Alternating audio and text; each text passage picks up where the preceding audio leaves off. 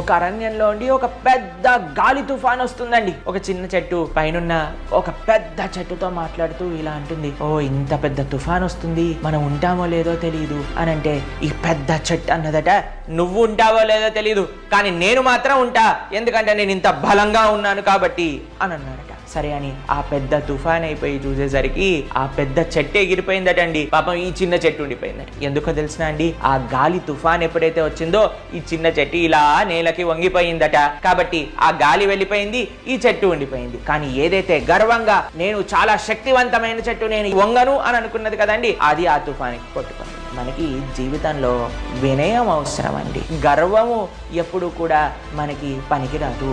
ఎవరైతే గర్వంగా ఉంటారో వాళ్ళకి ఈ రోజుకో రేపటికో వెళ్ళిపోవాల్సి వస్తుంది. కానీ ఎవరైతే వినయంగా ఉంటారో వాళ్ళే ఈ జీవితంలో వచ్చే ఎటువంటి తుఫాన్నైనా తట్టుకోగలుగుతారు. హరే కృష్ణ.